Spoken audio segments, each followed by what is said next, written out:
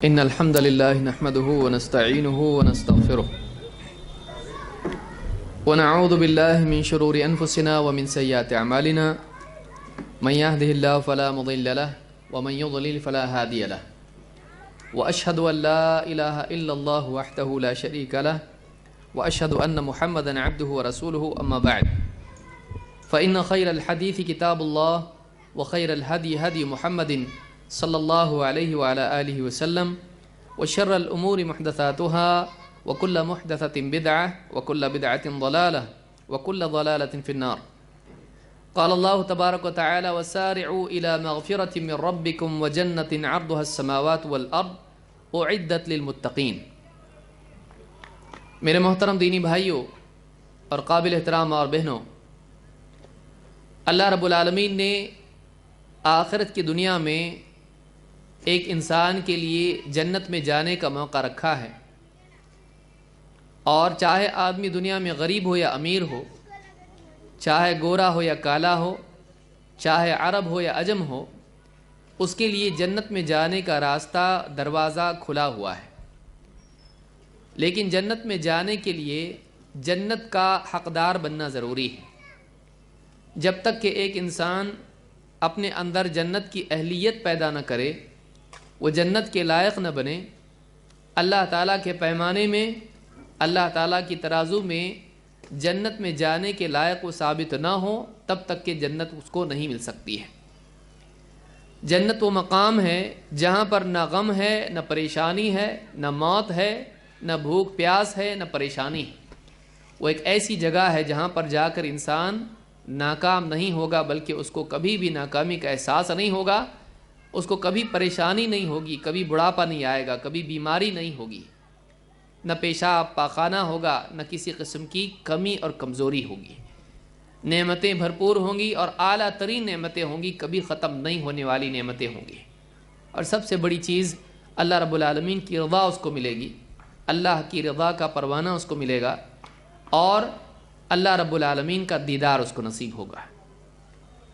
ہمیشہ ہمیشہ جنتی خوشحال رہیں گے، اور وہاں پر اللہ تعالی ہمیشہ ہمیشہ ان پر اپنی نعمتیں اور اپنی رحمتیں نازل کرے گا۔ لہٰذا ایک آدمی کو جنت کی تمنا کرنا یہ نہ صرف اس کے ایمان کا تقاضا ہے، بلکہ واقعی اس کی فطرت کا بھی تقاضا ہے۔ انسان کی فطرت میں ہے کہ ایک ایسی دنیا ہو جہاں انسان کی ساری چاہتیں پوری ہوں، اور دنیا کو جب آدمی واقعی دیکھتا ہے تو یہاں محسوس ہوتا ہے کہ یہاں ایسا نہیں ہے۔ یہاں انسان کی ضرورت کے لیے سب کچھ دکھائی دیتا ہے، لیکن انسان کی چاہت کے مطابق سب کچھ دکھائی نہیں دیتا ہے۔ اللہ تعالیٰ نے چاہت کے مطابق جو کچھ رکھا ہے وہ جنت میں ہے۔ اللہ تعالیٰ قرآن کریم میں فرماتا ہے وَسَارِعُوا إِلَى مَغْفِرَةٍ مِّن رَبِّكُمْ، اور دوڑو، وَسَارِعُوا إِلَى مَغْفِرَةٍ مِّن رَبِّكُمْ، اپنے رب کی مغفرت کی طرف، وَجَنَّةٍ، اور جنت کی طرف دوڑو، عَرْضُهَا السَّمَاوَاتُ وَالْأَرْضُ، جس کی چوڑائی آسمانوں اور زمین کے برابر ہے، أُعِدَّتْ لِلْمُتَّقِينَ، یہ تیار کی گئی ہے ان لوگوں کے لیے جو اللہ کے ڈر سے پرہیزگاری والی زندگی اپناتے ہیں۔ اللہ رب العالمین نے اس آیت میں بڑے ہی اختصار کے ساتھ جنت کے بارے میں ایک بہت اہم قاعدہ بیان کیا ہے۔ پہلی بات بیان کی وَسَارِعُوا، جلدی کرو، دوڑو، مسارعت کرو، ایک دوسرے سے آگے دوڑ لگاؤ، ایک دوسرے سے پہلے پہنچنے کی کوشش کرو، ایک دوسرے سے زیادہ آگے نکلنے کی کوشش کرو، اس لیے کہ جنت کے کئی درجات ہیں۔ ہر انسان کے لیے موقع ہے کہ وہ ایک تو جنت میں داخل ہو، دوسرے یہ کہ جنت کے اعلیٰ ترین مراتب کے لیے کوشش کرے۔ جنت کا صرف ایک مرتبہ نہیں ہے، بلکہ حدیث کے مطابق اللہ کے نبی صلی اللہ علیہ وسلم نے بتلایا کہ جنت کے 100 درجات ہیں۔ امام ترمذی نے اس کو نقل کیا ہے۔ تو ایک آدمی کے لیے دنیا میں موقع ہے، نمبر 1 کہ وہ جنت کی طرف دوڑے، جلدی کرے، دیر نہ کرے۔ اس سے بات معلوم ہوتی کہ جنت کی طرف دوڑنے کا انسان مکلف ہے۔ یہ نہیں کہ آدمی بیٹھا رہے، بے عمل ہو جائے اور بے فکری کی زندگی جیے اور لاپرواہی کے ساتھ دنیا کی طرف دوڑتا رہے، اور پھر اللہ تعالیٰ تحفے میں اس کو جنت دے دے۔ اللہ کو ایسے انسان کی ضرورت نہیں ہے جس کو جنت کی ضرورت نہیں ہے۔ اللہ تعالیٰ کی نگاہ میں ایسا انسان قیمتی نہیں جس کی نگاہ میں اللہ کی سب سے قیمتی چیز قیمتی نہیں ہے۔ جس انسان کی زندگی میں اللہ کی نگاہ میں سب سے قیمتی جو جنت ہے، جو اللہ کا تحفہ ہے، اگر اس کی نگاہ میں قیمتی ہے اور اس کے لیے اپنی اس قیمتی زندگی کو وہ صرف کرتا ہے، اپنی اس قیمتی زندگی کو وہ اس کے لیے لگاتا ہے، تب جا کر وہ آدمی اللہ کے نزدیک قیمتی بنتا ہے۔ اللہ تعالیٰ کا معاملہ ہے وَأَوْفُوا بِعَهْدِي أُوفِ بِعَهْدِكُمْ، جو تم نے عہد مجھ سے کیا ہے تم پورا کرو، میں بھی اپنا عہد تم سے پورا کروں گا۔ لہٰذا انسان کے پاس جو زندگی ہے، انسان کے پاس جو اس کی قلب اور عمل کی صلاحیت ہے، اس کی سوچ، اس کا یقین اور اس کا عمل، اس کا قول، یہ جو صلاحیتیں اللہ نے انسان کو دی ہیں، اللہ کی مرضی کے مطابق جب انسان ان کو استعمال کرتا ہے تب جا کر اللہ تعالیٰ کی رضا اور اللہ کی عطا کا حقدار بنتا ہے۔ لہٰذا اللہ نے فرمایا وَسَارِعُوا إِلَى مَغْفِرَةٍ مِّن رَبِّكُمْ، دوڑو اپنے رب کی مغفرت کی طرف، اس لیے کہ پہلا مسئلہ گناہوں سے مغفرت کا ہے، جنت کا معاملہ بعد کا ہے۔ جب تک کہ ایک آدمی گناہوں کی گندگی سے پاک نہیں ہوتا ہے، وہ جنت کی جیسی پاک جگہ میں داخلے کا حقدار نہیں بن سکتا ہے۔ ایک آدمی مسجد میں آئے اور گندگی کے ساتھ آئے، ایسا نہیں ہوتا ہے۔ آدمی پہلے پاک صاف ہوتا ہے، اچھا لباس پہنتا ہے اور اسی کے ساتھ باوضو ہوتا ہے، مسجد میں آتا ہے۔ جسم پر نجاست لگی ہو اور نجس کپڑے ہوں اور جنابت کی حالت میں ہو اور مسجد میں آئے، نہیں ہوتا ایسا۔ دنیا میں آدمی پاک جگہ مسجد میں جاتا ہے، پاک ہو کر جاتا ہے۔ جنت اعلیٰ ترین پاکیزہ ترین جگہ ہے، وہاں جانے کے لیے انسان کو گناہوں کی گندگی سے پاک ہونا پڑے گا۔ دنیا میں آدمی توبہ کے ذریعے سے، استغفار کے ذریعے سے گناہوں سے پاک ہو سکتا ہے۔ تو اللہ نے فرمایا رب کی مغفرت کی طرف دوڑو، اپنی مغفرت کرا لو، اور اس جنت کی طرف دوڑو جس کی چوڑائی آسمان اور زمین کے برابر ہے۔ علماء نے کہا کہ جب چوڑائی آسمان اور زمین کے برابر ہے، لمبائی کتنی ہوگی؟ یہاں کہا اس کی چوڑائی بس آسمان اور زمین کے برابر ہے۔ عرضها السماوات والارض، یعنی وہاں پر کسی قسم کی کوئی تنگی نہیں ہے، اتنی وسیع جنت ہے کہ آدمی یہ نہ سوچے کہ پہلے اور آخری انسان سارے کے سارے ان میں سے جتنے جنتی ہوں گے جب جنت میں جائیں گے، آج دنیا میں لوگوں کے رہنے کے لیے تنگی ہو رہی ہے، جنت میں کہیں تنگی نہ ہو جائے۔ اللہ نے فرمایا اس کی چوڑائی آسمان اور زمین کے برابر ہے، اتنی وسیع جنت ہے کہ اس میں کسی کے لیے تنگی نہیں ہوگی۔ لیکن یہ جنت کس کے لیے ہے؟ اللہ نے فرمایا اعدت للمتقین، یہ تیار کر کے رکھی گئی ہے متقین کے لیے۔ یہ نہیں کہ جنت بنے گی، اللہ تعالیٰ قیامت آئے گی پھر جنت بنائے گا، نہیں، جنت بنا کے تیار کر کے رکھی گئی ہے۔ اسی لیے رمضان المبارک کے مہینے میں جنت کے دروازے کھول دیے جاتے ہیں، جہنم کے بند۔ معلوم ہوا کہ جنت موجود ہے۔ اس وقت ہم اس مجلس میں جنت کی بات کر رہے ہیں، جنت موجود ہے، اپنی ساری نعمتوں کے ساتھ جنت موجود ہے۔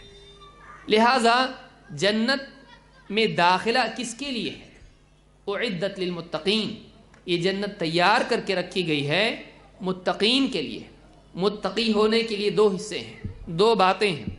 ایک، اللہ کا ڈر زندگی میں غالب ہو، معاشرے کا ڈر، دنیا کا ڈر، دنیا کی چیزوں کا، فقر و فاقے کا ڈر، یہ سارے ڈر انسان کو جنون کی حد تک کے دیوانہ کر دیتے ہیں، اور آدمی دنیا میں ایسا لگ جاتا ہے کہ اپنے پیدا کرنے والے رب کو بھول جاتا ہے۔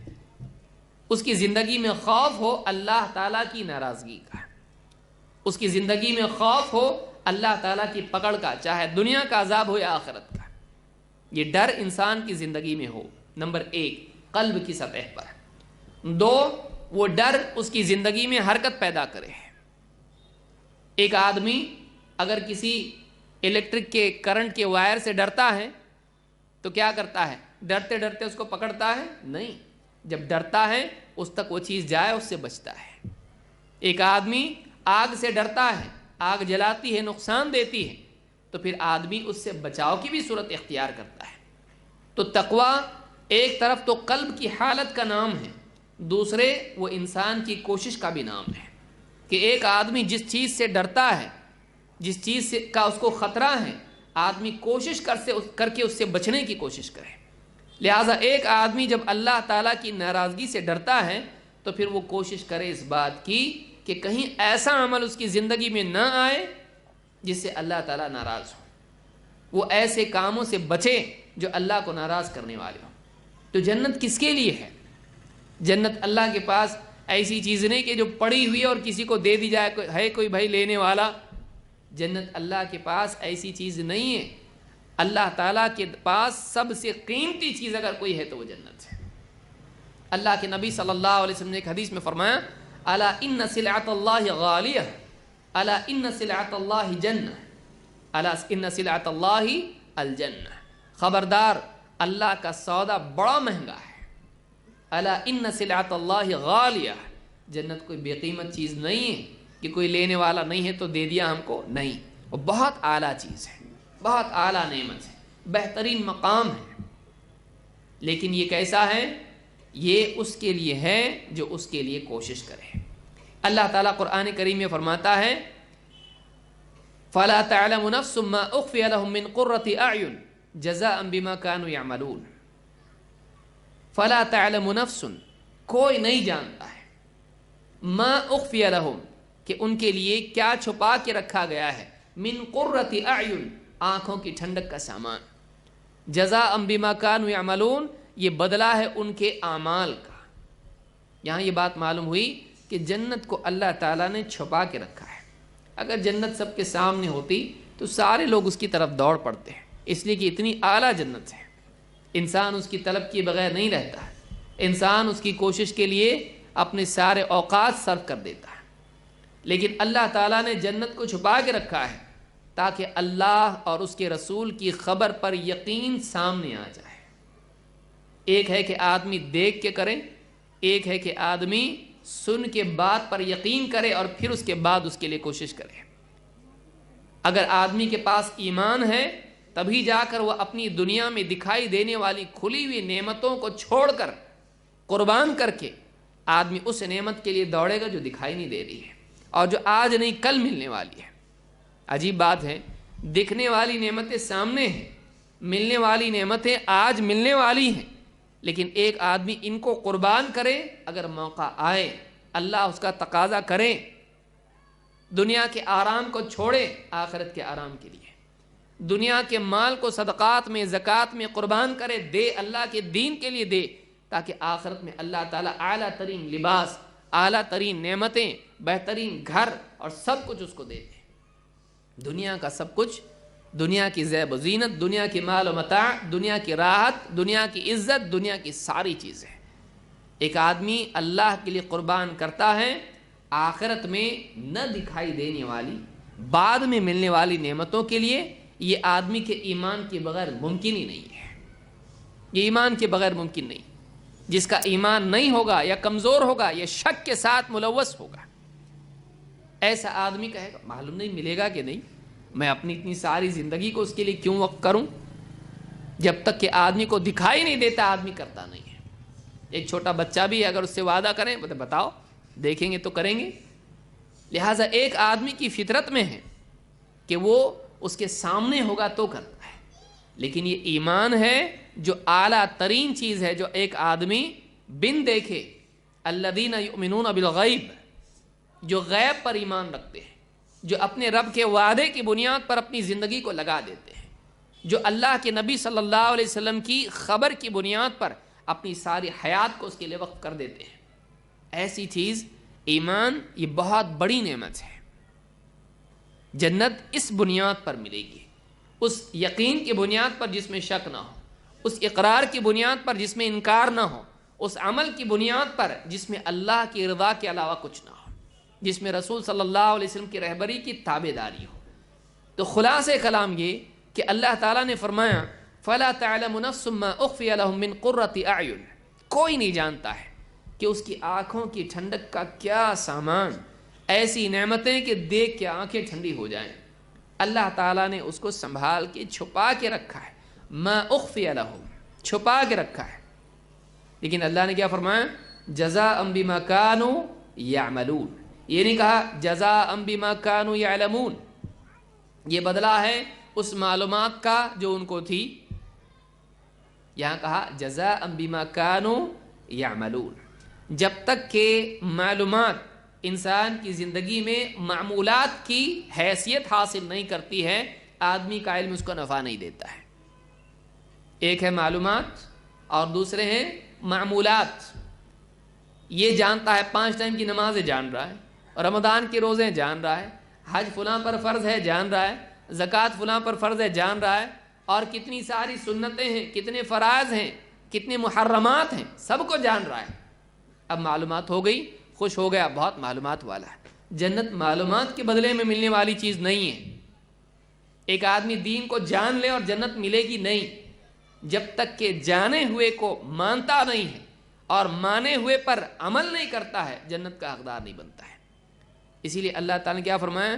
جزاء بما کانوا یعملون. یہ بدلہ ہے جنت ان کے عمل کا جس کا وہ مسلسل اہتمام کرتے تھے. یہ نہیں کہ عمل آج کر لیا کل چھوڑ دیا، موت تک عمل کرتے تھے. ان الذین قالوا ربنا اللہ ثم استقاموا تتنزل علیہم الملائکہ الا تخافوا ولا تحزنوا وابشروا بالجنۃ التي کنتم توعدون. یقیناً جن لوگوں نے کہا کہ ہمارا رب اللہ ہے، پھر اس پر ثابت قدم رہے، استقامت اختیار کی، ٹیڑھے پن کی بجائے سیدھے چلتے رہے. ثم استقاموا تتنزل علیہم الملائکہ، ان کے لیے موت کے وقت آسمان سے فرشتے نازل ہوتے ہیں. اللہ تخافوا ولا تحزنوا، اور ان سے کہتے ہیں ڈرو مت اور غمگین مت ہو. وابشروا بالجنۃ التي کنتم توعدون، اور اس جنت کی خوشخبری سن لو جس کا تم سے اب تک وعدہ کیا جاتا رہا. نحن اولیاؤکم فی الحیات الدنیا وفی الآخرہ، ہم تمہارے ساتھی ہیں دنیا میں بھی اور آخرت میں بھی. وَلَكُمْ فِيهَا مَا تَشْتَهِي أَنفُسُكُمْ. اب دیکھیے کیا کہا، فرشتے کیا کہتے ہیں؟ وَلَكُمْ فِيهَا مَا تَشْتَهِي أَنفُسُكُمْ. جنت میں وہ سب کچھ ہے جو تمہارے دل چاہت کریں. تمہاری چاہت یہاں نہیں وہاں ہے. یہ حاجت کے لیے دنیا ہے، چاہت کے لیے جنت ہے. بے وقوف نادان مجنون ہے جو چاہتیں دنیا میں تلاش کرے. چاہت کے مطابق ملتا ہے. یہاں پہ کسی کو ملا، کوئی ملا آپ کو ایسا جس نے کہا میری چاہت کا سب کچھ مل گیا مجھ کا؟ نہیں. جس کے پاس سب کچھ ہے وہ بھی تو دوڑ رہا ہے. جب سب کچھ ہے تو کیوں دوڑ رہا ہے؟ اس کی چاہت ہے. چاہت دنیا میں نہیں ہے، حاجت دنیا میں ہے. حاجت کے مطابق دنیا میں ہے، چاہت کے مطابق نہیں. اگر چاہت کے مطابق ہوتا تو کافر کہتا مجھ کو جنت کی ضرورت نہیں، میری چاہت کا سب یہاں پہ ہے. چاہت کا جنت میں ہے.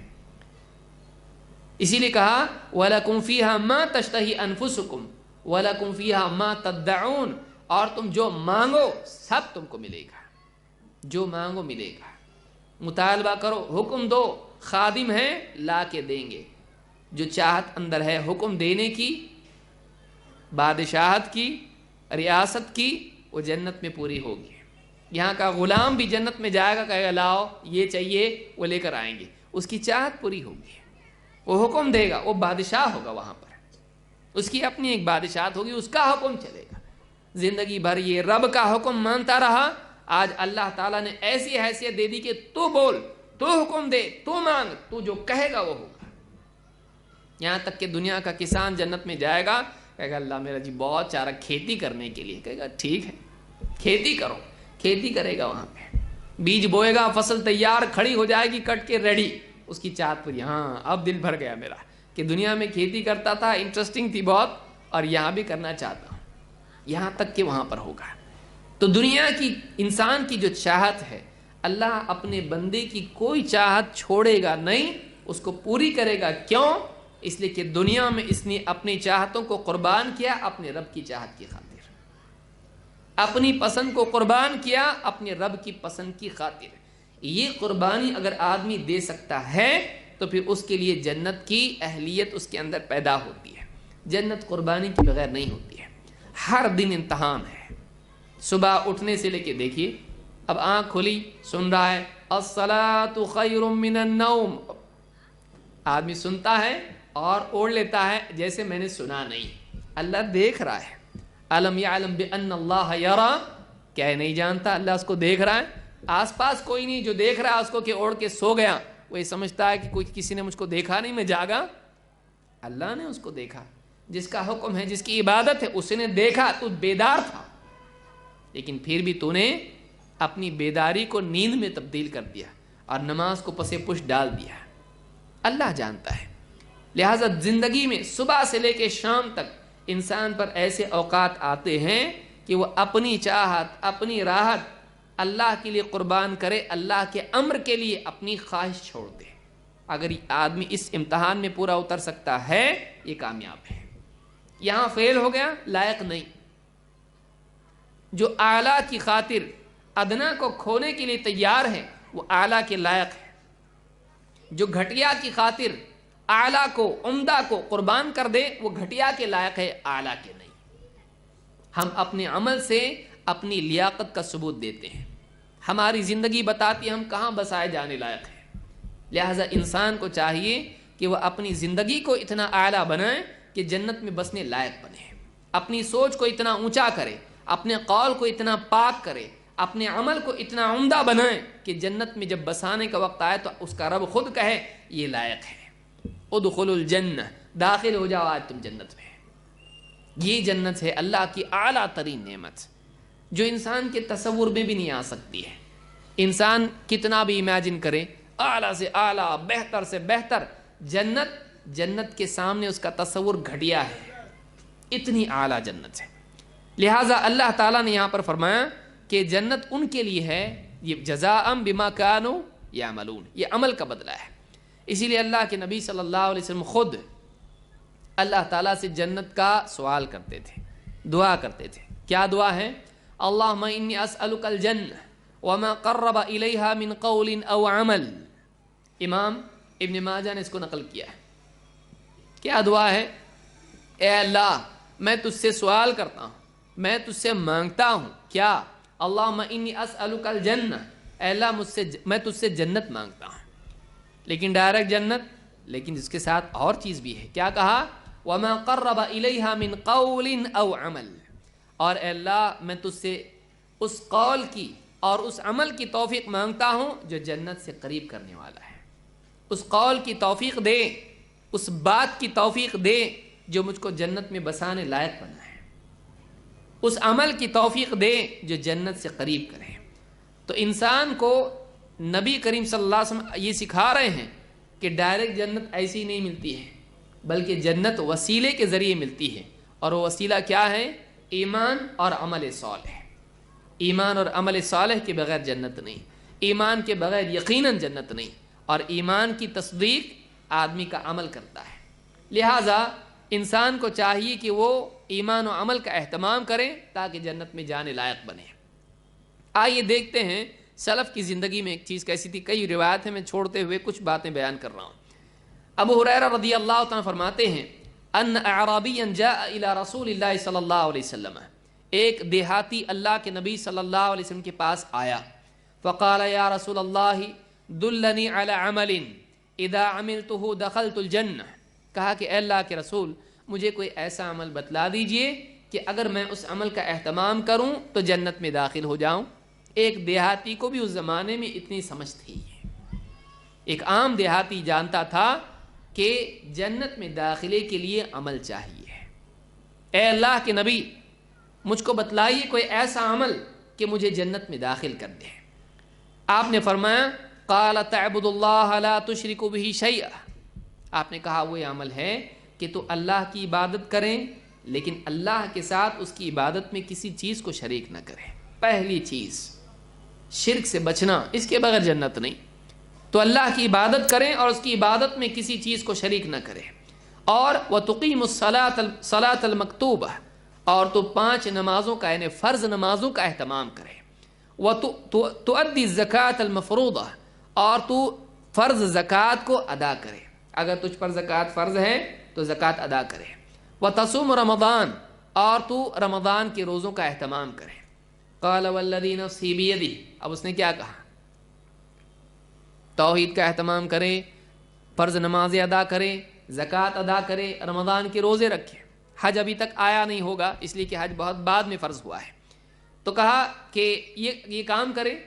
قال والذی نفسی بیدہ، اس ذات کی قسم جس کے ہاتھ میں میری جان ہے، لا ازید علی ھذا شیئا ابدا ولا انقص منہ، میں اس سے زیادہ بھی کچھ نہیں کروں گا اور اس سے کم بھی کچھ نہیں کروں گا، جتنا آپ نے بتایا اس کا پکا اہتمام کروں گا، یعنی اس میں کوئی کمی زیادتی نہیں کروں گا، نہ غلو کروں گا نہ تقصیر، میں اس میں کم زیادہ نہیں کروں گا، جو بتایا اس پہ پکا عمل کروں گا، کوئی کوتاہی نہیں۔ آپ نے فرمایا فلما ولا، جب وہ پلٹا جانے کے لیے تو آپ نے فرمایا من سرہ ان ينظر الى رجل من اہل الجنۃ فلینظر الى هذا، جو چاہتا ہو، جسے بات پسند ہو کہ ایک جنتی انسان کو دیکھیں، یہ دیکھو، اس کو دیکھو، جتنا آپ نے بتایا میں اس پر عمل کروں۔ یہ اسپرٹ اصل یہ ہے کہ اللہ کے نبی صلی اللہ علیہ وسلم سے پوچھا جنت میں جانے کے لیے مجھ کو کیا کرنا چاہیے، یہ کر، یہ کر، یہ کر، یہ کر، بتلا دیا، کہا اس سے کم زیادہ کچھ نہیں کروں گا، اس میں کوئی کمی نہیں کروں گا، کوئی زیادتی نہیں کروں گا اپنی طرف سے، جتنا آپ نے بتایا اس کا اہتمام کروں گا، بس جو بولا، جو بتایا، جس کا حکم دیا اس کا اہتمام کروں گا۔ یہ مزاج اگر آدمی میں آ جائے، آپ نے کیا فرمایا، جس کو جنتی آدمی دیکھنا ہو دیکھو اس کو، کیوں؟ جنتی انسان کا مزاج یہ ہوتا ہے کہ ہمارے نبی نے جو بتلا دیا، نہ کمی نہ زیادتی، اپنی طرف سے کوئی اضافہ نہیں اور اپنی طرف سے کوئی کوتاہی اور کمی نہیں۔ یہ مزاج اگر آدمی میں آ جائے وہ جنتی ہے۔ لہٰذا اس حدیث کو امام البخاری اور مسلم نے روایت کیا ہے۔ اور آگے آئیے، ابو ہریرہ رضی اللہ تعالیٰ فرماتے ہیں ان رسول اللہ صلی اللہ علیہ وسلم قال من انفق زوجین فی سبیل اللہ۔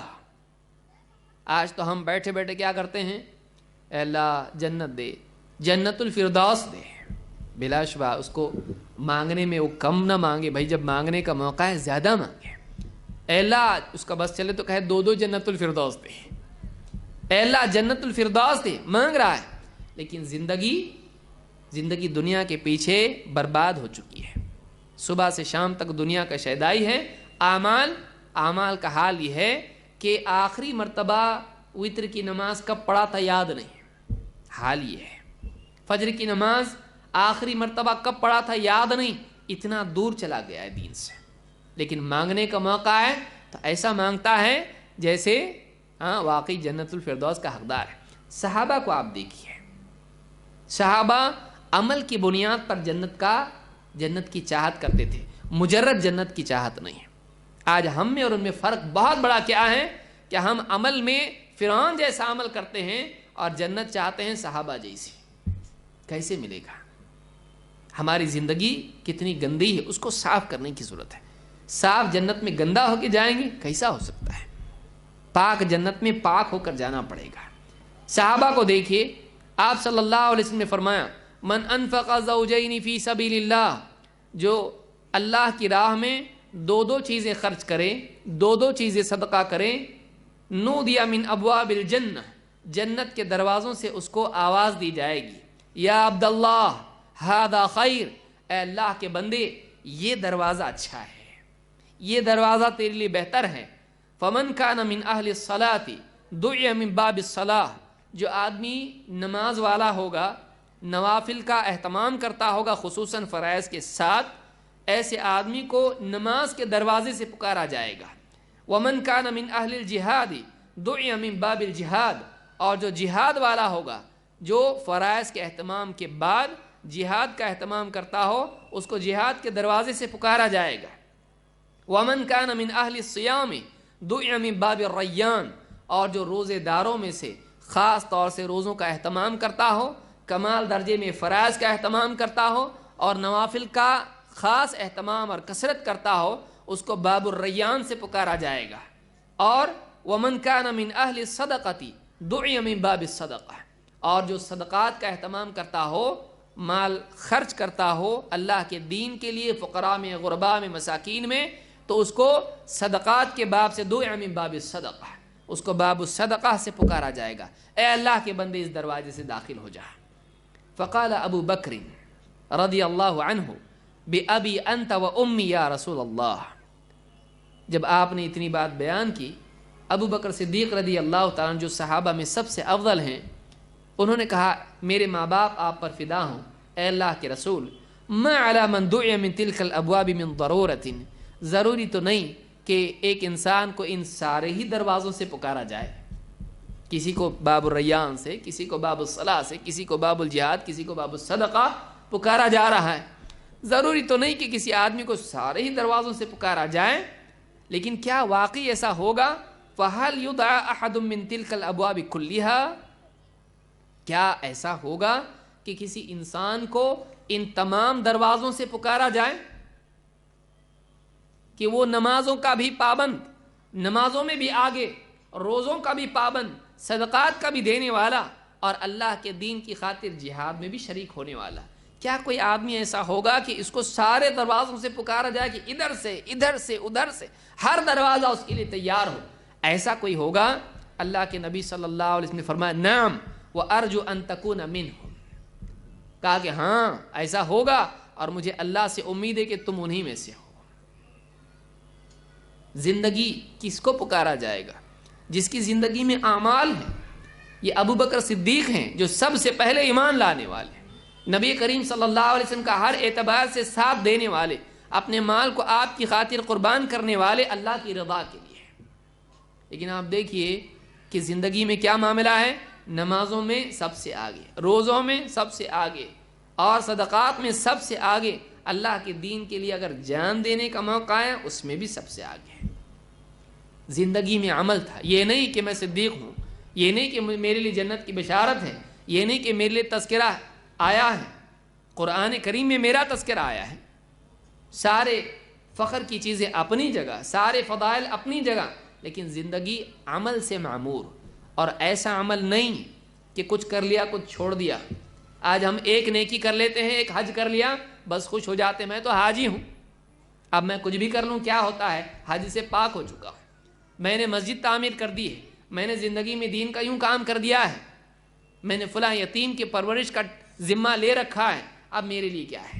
ایک نیکی کو ہم ایسے پکڑ لیتے ہیں گویا کہ اسی نیکی کی بنیاد پر ہم اور ہمارے گھر والے بھی جنت میں جانے والے ہیں، بلکہ جنت ہمارے انتظار میں کھڑی ہے، ہم نہیں گئے تو جنت ادھوری رہ جائے گی۔ یہ حال ہمارا ہے۔ اور ان صحابہ کو آپ دیکھیے کہ ان کی زندگی میں تواضع ہے، کہتے ہیں کہ کوئی ایسا بھی ہوگا، یہ نہیں کہ میں ہوں میرے لیے کیا جنت میں ہے، بلکہ کہہ رہے ہیں کوئی ایسا بھی ہوگا کہ شوق ہے کہ بھائی ہم ایسا عمل کریں کہ ساری چیزیں آ جائیں زندگی میں اور وہ جنت ہم کو ملے، ہر دروازے سے پکارا جائے۔ آپ نے کہا کہ ہاں، اور مجھے اللہ سے امید ہے کہ تم ہوگے وہ۔ دوسری حدیث دیکھیے، بخاری مسلم کی حدیث تھی، ابو ہریرہ رضی اللہ عنہ فرماتے ہیں اللہ کے رسول صلی اللہ علیہ وسلم نے فرمایا من اصبح منکم اليوم صائما، آج کون ہے جو آج صبح سے روزے دار ہے؟ آج کا دن کون روزے دار ہے؟ قال ابو بکر انا، حضرت ابو بکر صدیق رضی اللہ عنہ نے کہا میں۔ جب نبی پوچھ رہے ہیں تو بتانا پڑے گا، یہ نہیں کہ اپنا عمل ظاہر کر رہے ہیں۔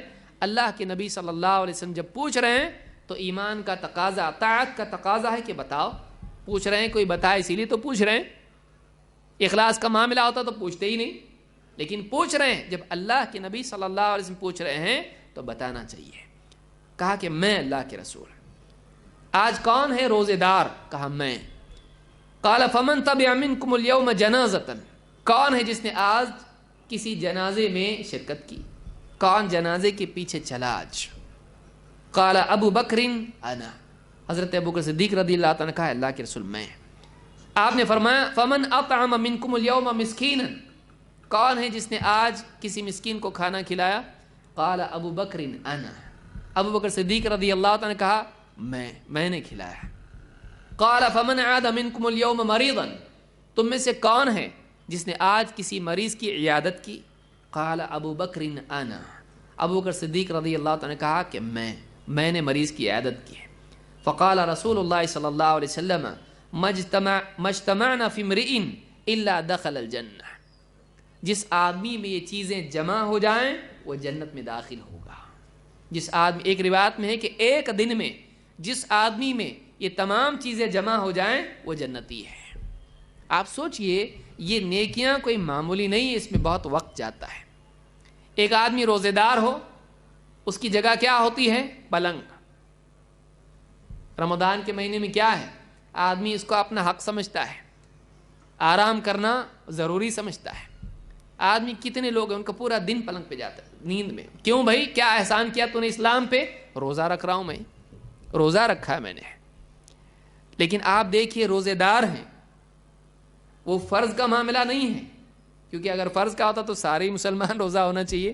یہ ایسے دنوں میں ہے جس میں روزہ رمضان کا مہینہ نہیں ہے. آج کہاں روزے دار ہے؟ تو کہا کہ میں. لیکن روزہ رکھ کے کیا کر رہے ہیں؟ جنازے میں شرکت، روزہ رکھ کے بیمار کی عیادت، روزہ رکھ کے ایک مسکین کو کھانا کھلانا. خود بھوکے ہیں، خود روزے سے ہیں، لیکن ایک مسکین کو کھانا کھلا رہے ہیں. زندگی میں ان کے اعمال تھے، زندگی میں ان کے مجاہدہ تھا، لہٰذا اللہ رب العالمین نے دنیا ہی میں ان کے لیے جنت کی بشارت دے دی ہے. آج ہماری زندگی میں تقصیر ہے، لیکن ہم صحابہ سے بھی اونچی جنت اللہ سے مانگ رہے ہیں. بتائیے کیسی چیز ہماری زندگی میں آئے گی، کیسے ہم کو جنت ملے گی؟ زندگی ویسی چاہیے. ہم صحابہ کی برابری نہیں کر سکتے ہیں، لیکن یہ ہمارے مقتدا ہیں. ان کی زندگی کو دیکھنے سے معلوم ہوتا ہے ان کی زندگی میں ان کی تمناؤں کے ساتھ ساتھ عمل بھی تھا. آج ہمارے پاس کیا ہے؟ عمل نہیں، صرف تمنا ہی تمنا ہے. اور اللہ کا قاعدہ یہ ہے کہ تمناؤں سے کچھ نہیں ہوتا ہے، عمل بھی چاہیے. لیس بامانیکم ولا امانی اہل الکتاب، تمہاری تمناؤں سے بھی کچھ نہیں ہوتا ہے اور اہل کتاب کی تمناؤں پر بھی کچھ نہیں ہے. خالی تمنا کر کے کچھ ملتا نہیں ہے. من یعمل سوءا یجز بہ ولا یجد لہ من دون اللہ ولی ولا نصیرا، جو برائی کرے گا اس کو اس کا برا بدلہ ملے گا، اور اللہ کے مقابلے میں کسی کو بھی اپنا مددگار وہ نہیں پائے گا. تو ایک وَمَن يَعْمَلْ مِنَ الصَّالِحَاتِ وَهُوَ مُؤْمِنٌ فَأُولَٰئِكَ يَدْخُلُونَ الْجَنَّةَ. اللہ تعالیٰ فرماتا ہے کہ جو نیک عمل کرے بشرط کہ وہ ایمان والا بھی ہو، یہ لوگ ہیں جو جنت میں داخل ہوں گے. تو ایک آدمی صرف تمنائیں کریں جنت کی اور عمل کے اعتبار سے کھوٹ اس کی زندگی میں ہو، ایسا آدمی کامیاب نہیں ہے. یہ صحابہ کے طریقے پر نہیں ہے. ایک آدمی اگر اعمال دھڑلے سے چھوڑتا ہو، فرائض ترک کرتا ہو بے حیائی کے ساتھ، اور اس کے بعد پھر اللہ تعالیٰ سے اونچی اونچی امید باندھ لے جنت کی، یہ کچھ بھی ہو سکتا ہے. یہ صحابہ کے نقش قدم پر نہیں ہے. ان کی زندگی میں اس کے بالعکس معاملات ہیں. اعمال کی قربانی اور اللہ تعالیٰ سے ڈر کہ کہیں اللہ تعالیٰ قیامت کے دن میری نیکیوں کو رد کر کے مجھ کو جہنم میں نہ ڈال دے. عمر بن خطاب رضی اللہ تعالیٰ آخری وہ کیا کہہ رہے ہیں؟ نوجوان بتا رہا ہے کہ آپ کی اتنی بڑی قربانیاں ہیں، ایسا ایسا آپ نے کیا، یہ کارنامے آپ کے ہیں. کہا نہیں، میں تو یہ چاہتا ہوں کہ میرے معاملے میں نیکیاں اور گناہ برابر ہو جائیں، تب بھی بس ہو گیا. یہ نہیں کہ جنت کی چاہت نہیں ہے، لیکن یہ کہ زندگی میں ہے کہ عمل کیا ہے، سب کچھ کیا ہے، لیکن اللہ تعالیٰ کا ڈر اتنا ہے، اللہ کے پیمانے کا استحضار اتنا ہے کہ اپنے کو اس لائق نہیں سمجھتے، حالانکہ لائق ہیں. اپنے کو ایسا نہیں سمجھتے کہ میں نے کیا کیا ہے، میں نے ایسا کون سا کارنامہ کیا ہے کہ جنت کا حقدار بن جاؤں. میری نگاہ میں نے جو کچھ کیا وہ کچھ نہیں ہے. اللہ تعالیٰ میرے گناہ اور میری نیکیاں برابر کر کے مجھے چھوڑ دے، یہی بہت ہے میرے لیے. تو یہ اس لیے نہیں کہ ان کی نیکیاں چھوٹی تھیں، اس لیے کہ یہ اپنے آپ کو چھوٹا سمجھتے تھے، لیکن ان کی نیکیاں آپ دیکھیں گے بڑی بڑی نیکیاں ہیں. اس لیول کے انسان کہ میرے بعد اگر کوئی نبی ہوتا تو عمر ہوتے، یہ لیاقت ہے. اتنے اعلیٰ انسان ہیں کہ جس راستے سے عمر جائے شیطان اس راستے کو چھوڑ دیتا ہے. اللہ تعالیٰ نے عمر کی زبان اور اس کے قلب پر حق کو جاری کیا. اتنے اعلیٰ انسان فکر و عمل کے اعتبار سے، قول و عمل کے اعتبار سے، لیکن وہ اپنے آپ کو کیا سمجھ رہے ہیں؟ میں اس لائق نہیں ہوں، میں اس لائق نہیں ہوں. اور آج ہمارا حال دیکھیے، ہم یہ سمجھتے ہیں کہ جنت ادھوری اگر اس میں میں نہ رہوں. آج یہ حال ہمارا ہے. یہ شیطان کا دھوکہ ہے. یعدہم ویمنیہم وما یعدہم الشیطان الا غرورا. شیطان وعدے کرتا ہے، تمنائیں دلاتا ہے، اور شیطان کے وعدے دھوکے کے سوا کچھ نہیں ہے. وعدے کرتا ہے تو جائے گا جنت میں، تو نہیں جائے گا تو کون جائے گا. تو پابندی سے 4 نمازیں نہ صحیح، فجر کی تو پڑھتا ہے، باقی چھوڑتا ہے لیکن ایک نماز ڈیلی پڑھتا ہے. کون پڑھتا ہے اس دور میں نماز ہے؟ تو اس سے تو اچھا ہے جو 5 نمازیں نہیں پڑھتا ہے، کم سے کم ایک تو پڑھتا ہے، تو اسی پر تجھ کو جنت مل جائے گی. ہمارا حال یہ ہے، ہمارا حال یہ ہے کہ ہم اپنی تقصیر کو معمولی سمجھتے ہیں اور اپنی نیکی کو اعلیٰ سمجھتے ہیں. صحابہ اپنی تقصیر، اپنی کوتاہی، حالانکہ بہت ساری چیزیں ان کی کوتاہی نہیں تھی، اس کو بھی سمجھتے تھے کہ نہیں مجھ سے بہت بڑی کوتاہی ہے. آپ حنظلہ رضی اللہ عنہ کو دیکھیے، اللہ کے نبی صلی اللہ علیہ وسلم کی مجلس میں بیٹھے، وہاں روئے، جنت جہنم کے تذکرے پر. گھر گئے، بیوی بچوں میں تھوڑا ہنسی مذاق ہو گئی. اب آدمی کو دل کی حالت بدل گئی، ایسا لگا کہ وہاں روتا ہے یہاں ہنستا ہے، وہاں حالت الگ، نبی کے سامنے ایک چہرہ، یہاں گھر پہ ایک چہرہ. نافق حنظلہ. حالانکہ یہ تقصیر نہیں، انسان ہے، انسان کے دل کا حال بدلتا رہتا ہے. قلب کو اسی لیے کہا جاتا ہے قلب، کہ اس کی حالت بدلتی رہتی ہے. لیکن اس تھوڑے سے تغیر کو بھی انہوں نے نہ صرف تقصیر سمجھا بلکہ سمجھا کہ یہ نفاق کی علامت ہے. وہ اپنی چھوٹی چیز کو بھی بڑا سمجھتے تھے. آج ہمارا حال یہ ہو گیا کہ ہم اپنی بڑی بڑی کوتاہیوں کو ہم چھوٹا سمجھتے ہیں، اتنا چھوٹا کہ ہمیں اس پر توبہ کی بھی توفیق نصیب نہیں ہوتی ہے. اگر یہ زندگی ہماری ہوگی، موت آئے گی، کل کو قیامت کے دن اللہ تعالیٰ کہہ دے تو جنت کے لائق نہیں ہے، بتائیے کیا ہوگا؟ اللہ تعالیٰ ہم سب کی حفاظت فرمائے. تو آپ دیکھیں اللہ کے نبی صلی اللہ علیہ وسلم کے صحابہ ہیں اور ان کی زندگی میں حال تھا.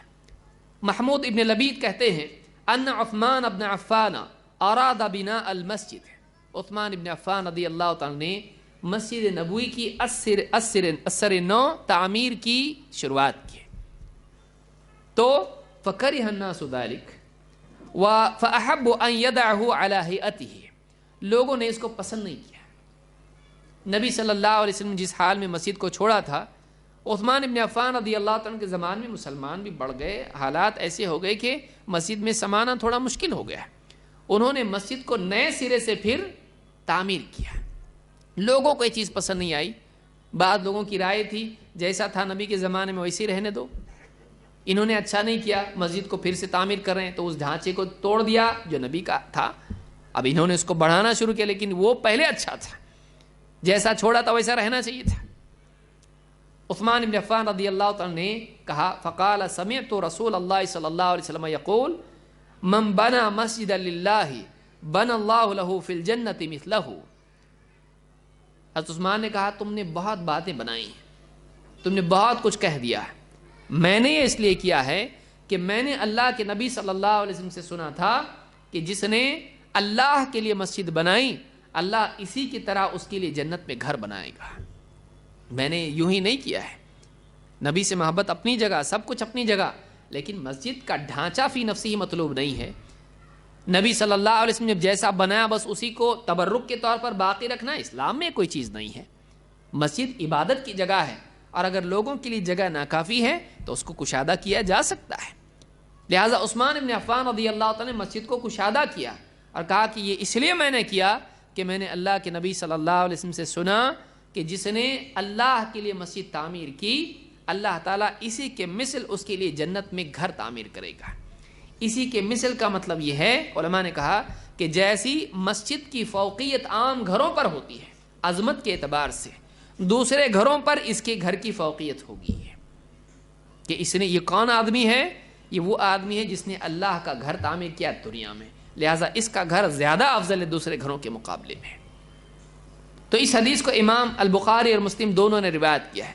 ان حضرات کو شوق تھا کہ ہم ایسا کچھ کریں جس سے ہم کو جنت ملے، جنت کے حقدار ہم بنیں. ابو برزہ اسلمی رضی اللہ عنہ کہتے ہیں میں نے کہا اے اللہ کے رسول، قلت یا رسول اللہ دلنی علی عمل یدخلنی الجنہ. اے اللہ کے رسول ایسا عمل بتلائی کہ جو مجھے جنت میں داخل کر دے، او انتفع به، یا میں آپ کی بات سے میرا کوئی فائدہ ہو جائے. قال اعزل الاذى عن طریق المسلمین. آپ نے ایک سادہ نیکی بتلا دی. آپ نے کہا مسلمانوں کے راستے سے تکلیف دینے والی چیز کو ہٹا دو. اتنی جامع نصیحت ہے کہ اگر آدمی زندگی میں اس کو یاد رکھے، ایک مسلمان سے تکلیف دور کر دو، مسلمانوں کے راستے سے تکلیف کی چیز ہٹا دے. کہا کہ مجھ کو ایسا عمل بتلائیے کہ جو مجھ کو جنت میں لے جائے. یہاں آپ صلی اللہ علیہ وسلم نے بتلایا کہ ایک چھوٹی چیز بظاہر چھوٹی ہوتی ہے لیکن خیر خواہی کے جذبے سے جب کی جاتی ہے وہ چھوٹی نیکی بھی انسان کو جنت میں لے جا سکتی ہے۔ آدمی صرف اپنی عبادات میں نہ کھوئے بلکہ ایک انسان مخلوق سے تکلیف دور کرنے کی بھی فکر کرے، یہ بھی جنت میں لے جانے والا عمل ہے، اگرچہ یہ چھوٹا دکھائی دیتا ہے۔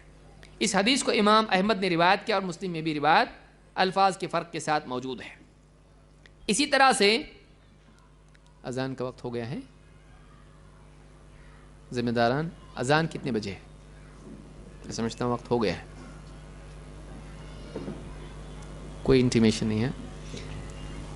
عطا ابن ابی رباح کہتے ہیں مجھ سے ابن عباس رضی اللہ تعالی نے کہا الا اریک امرأۃ من اہل الجنۃ، کیا میں تمہیں ابن عباس نے کہا عطا سے، عطا تابعی ہیں، ابن عباس صحابی ہیں، کہا کہ تم کو جنتی عورت بتاؤں، ایک جنتی عورت دکھاؤں؟ قلت بلا، کہا کہ ہاں ضرور بتلائیے۔ قال هذه المرأة السوداء، وہ جو کالی کلوٹی عورت ہے نا وہ جنتی عورت ہے۔ اتت النبی صلی اللہ علیہ وسلم، ایک روایت میں ہے کہ وہ عورت جو ہے اس وقت میں طواف کر رہی تھی۔ اتت النبی صلی اللہ علیہ وسلم، یہ عورت اللہ کے نبی صلی اللہ علیہ وسلم کے پاس طواف کے لیے آئی، یہ آپ صلی اللہ علیہ وسلم کے پاس آئی۔ فقالت انی اسرع، اور آپ سے کہا کہ اے اللہ کے رسول مجھ کو مرگی کے دورے پڑتے ہیں، میں چکر آ کے گر جاتی ہوں، مرگی میں ہوتا ہے۔ وانی اتکشف، اور جب میں چکر آ کے گر جاتی ہوں مجھے دورہ پڑتا ہے تو میرا حجاب کھل جاتا ہے۔ فادعوا اللہ لی، اللہ سے میرے لیے دعا کیجیے، یعنی اللہ سے میرے لیے شفا کی دعا کیجیے۔ قال ان شئت صبرت ولک الجنہ، اگر تم چاہو تو صبر کرو، تمہیں اختیار ہے، چاہو تو صبر کرو۔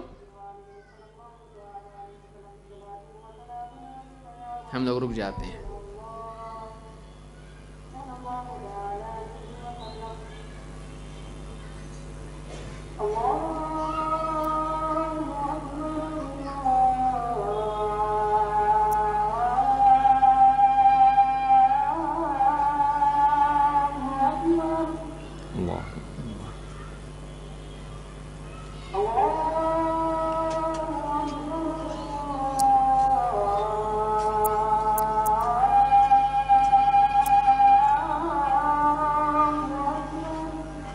اللہ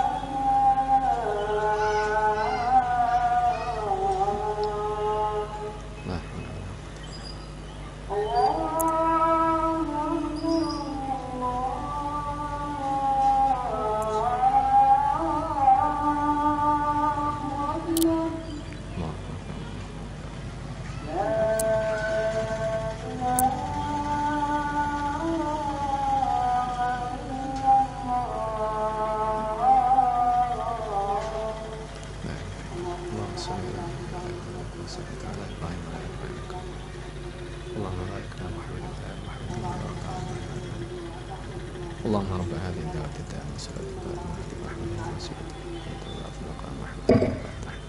میں آخری بات کہہ کے اپنی بات کو ختم کرنے والا ہوں. تو وہ عورت اللہ کے نبی صلی اللہ علیہ وسلم کے پاس آئی اور کہا کہ اے اللہ کے رسول مجھ کو دورہ پڑتا ہے اور اس دورے میں میرا حجاب کھل جاتا ہے. فادع اللہ لی، میرے لیے اللہ تعالیٰ سے دعا کریں.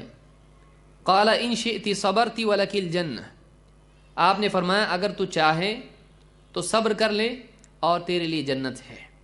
وَإِن شِئْتِ دَعَوْتُ اللَّهَ أَن يُعَافِيَكَ، اور اگر تو چاہے تو میں اللہ سے تیرے لیے دعا کرتا ہوں کہ تجھ کو عافیت دے دے، یعنی بیماری سے شفا دے دے. دو آپشن ہیں، ایک تو یہ کہ دنیا میں صبر کر لے، تکلیف باقی رہے گی لیکن آخرت میں جنت ہے. دوسرا کیا ہے کہ تکلیف ہٹ جائے گی اور بس باقی جنت کا کوئی وعدہ نہیں. فقالت اصبر، اس عورت نے نہیں کہا مجھ کو ایک دن دیجیے سوچنے کے لیے، اس عورت نے فوراً کہا اصبر، میں صبر کو اختیار کرتی ہوں. لیکن کہا فقالت انی اتکشف، لیکن کہا اللہ کے رسول میرا حجاب جو کھل جاتا ہے، فادع اللہ لی اللہ اتکشف، آپ کم سے کم اللہ سے اتنی دعا کر لیں کہ میرا حجاب نہ کھلے، میری بے پردگی نہ ہو. بیماری باقی رہے کوئی مسئلہ نہیں، لیکن اس کے نقصان سے، بیماری کے نتیجے میں جو حجاب کھل جاتا ہے، اللہ کا حکم ٹوٹ جاتا ہے، اگرچہ وہ بے اختیاری کی حالت ہے جس میں کوئی گناہ نہیں، لیکن دینی غیرت اس عورت کی اتنی تھی کہ اس حال میں بھی اللہ کا امر ٹوٹنا نہیں چاہیے، اس حال میں بھی پردے کا حکم چھوٹنا نہیں چاہیے. تو اس عورت کی حیا، اس کی غیرت، اس کی شرافت، اس کی دینداری کا تقاضا یہ تھا. اس نے کہا اللہ کے رسول ٹھیک ہے دنیا میں صبر کر لوں گی، بیماری باقی رہے چلے گا، لیکن جب میں گر جاتی ہوں اس وقت میں میری بے پردگی ہوتی ہے، آپ اللہ سے دعا کریں کم سے کم بے پردگی نہ ہو. اس پر اللہ کے نبی فدعا لہا، آپ نے اس کے لیے دعا کی. تو یہ ایک عورت اس زمانے کی ایسی ہوا کرتی تھی. اس دور کے مرد بھی ایسے نہیں ہیں. اس زمانے میں آپ سوچیں عورت ہے، اس کے سامنے آپشن ہے، وعدہ کس کا ہے؟ نبی کا ہے کہ اگر تو کہے میں تیرے لیے دعا کرتا ہوں، لیکن اگر تو چاہے صبر کرے تو تیرے لیے جنت کا وعدہ ہے. نبی صلی اللہ علیہ وسلم کا وعدہ، اس سے بڑھ کے کیا چاہیے؟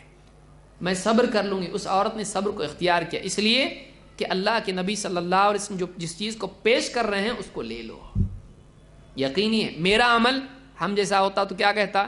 نہیں بیماری سے شفا مل جائے میں نمازیں پڑھ لوں گا، روزے رکھ لوں گا، میں نیکیاں کروں گا، جنت میں چلا جاؤں گا انشاءاللہ، دعائیں بھی خوب کروں گا. لیکن ہماری نیکیاں قبول ہوں یا نہ ہو، اس وقت نبی صلی اللہ علیہ وسلم نے جس چیز کو پیش کیا اس کو قبول کر لینا عقل مندی ہے. اس عورت نے عقل مندی کا ثبوت دیا اور آپ کی پیشکش کو قبول کر لیا.